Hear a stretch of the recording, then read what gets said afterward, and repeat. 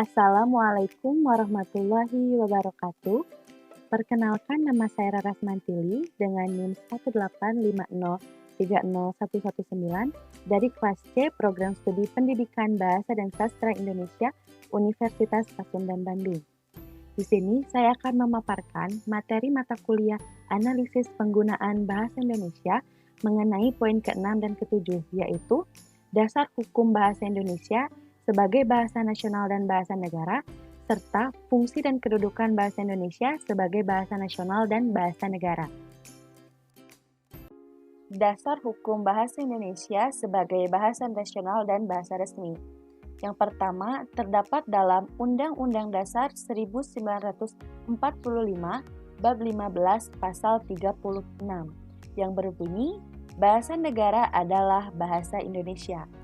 Dalam kalimat tersebut, itu menegaskan bahwa bahasa Indonesia sebagai bahasa nasional memiliki kedudukan yang sangat kuat, digunakan dalam urusan kenegaraan dan urusan tata pemerintahan.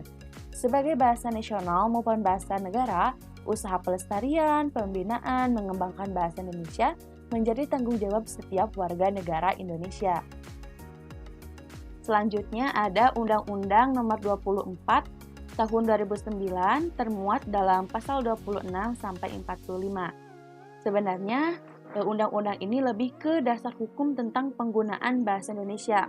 Seperti bahasa Indonesia wajib digunakan dalam dokumen-dokumen penting kenegaraan, bahasa Indonesia wajib digunakan dalam pidato kepresidenan, dan lain sebagainya.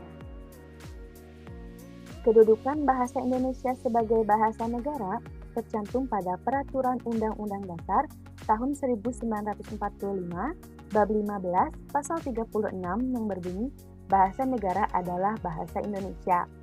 Sedangkan kedudukan bahasa Indonesia sebagai bahasa nasional tercantum pada Ikrar Ketiga Sumpah Pemuda tahun 1928 yang berbunyi, kami putra dan putri Indonesia menjunjung bahasa persatuan, bahasa Indonesia. Dengan kata lain, ada dua macam kedudukan bahasa Indonesia. Yang pertama, bahasa Indonesia yang berkedudukan sebagai bahasa nasional, tercantum dalam Ikrar Sumpah Pemuda tahun 1928, serta bahasa Indonesia yang berkedudukan sebagai bahasa negara, tercantum dalam Undang-Undang Dasar 1945, Bab 15, Pasal 36.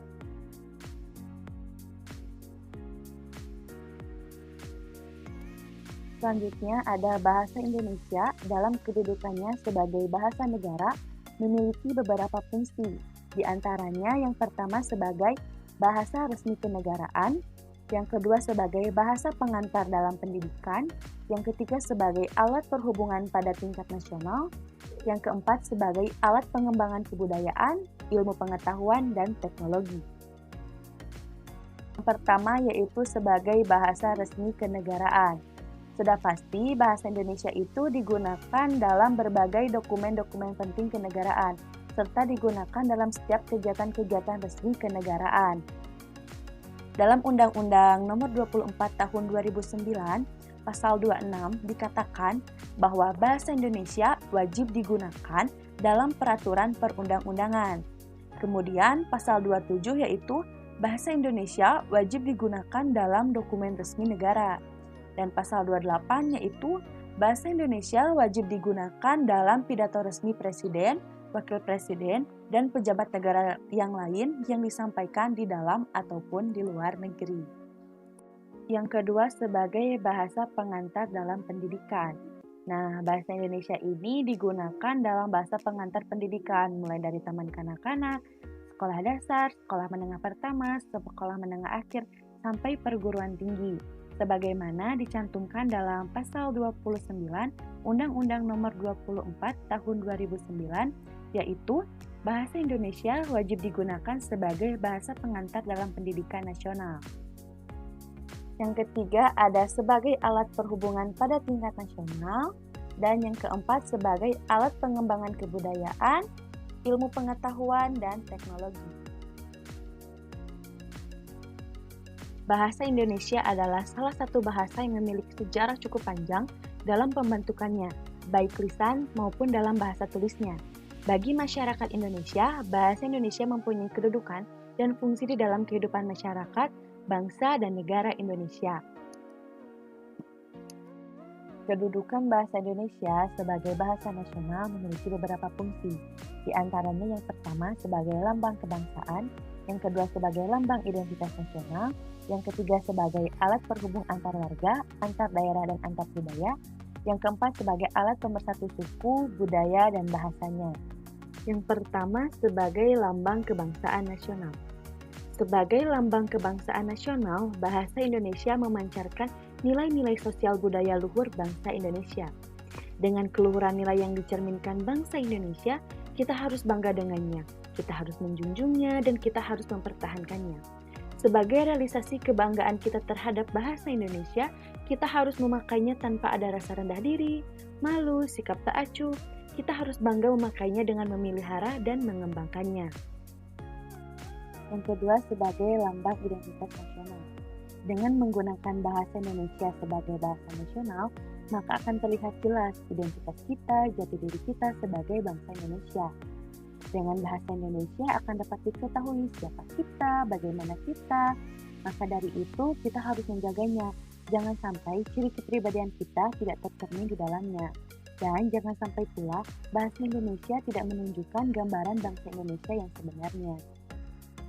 Yang ketiga, sebagai alat perhubungan antar warga, antar daerah, dan antar budaya. Bangsa Indonesia itu memiliki berbagai macam latar belakang yang berbeda-beda, mulai dari suku, budaya, maupun bahasa daerahnya. Dengan menggunakan bahasa Indonesia sebagai bahasa nasional, akan memudahkan kita untuk tetap masih bisa berkomunikasi dengan mereka, meskipun mereka ini memiliki suku, budaya, ataupun bahasa daerah yang berbeda dengan kita. Yang keempat yaitu sebagai alat pemersatu suku, budaya, dan bahasanya. Di samping itu, sekarang ini fungsi bahasa Indonesia telah bertambah besar pula. Salah satunya, bahasa Indonesia digunakan sebagai bahasa media massa, yaitu media cetak maupun elektronik, baik berupa audio, visual maupun audiovisual itu harus menggunakan bahasa Indonesia.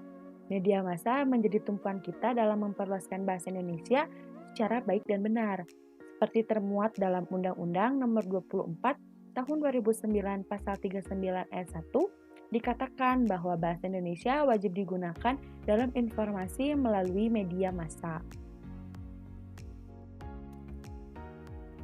Bahasa Indonesia memiliki fungsi dalam segala bidang, baik sosial, budaya, pendidikan, dan ilmu pengetahuan. Peranan bahasa Indonesia sebagai pengantar dan penghubung di masyarakat sangatlah penting, sehingga masyarakat kita mampu mengembangkan pemikiran dan ide-idenya dengan baik. Sekian yang dapat saya sampaikan, mohon maaf bila banyak kesalahan ataupun kekurangan. Terima kasih atas perhatiannya, semoga bermanfaat. Wassalamualaikum warahmatullahi wabarakatuh.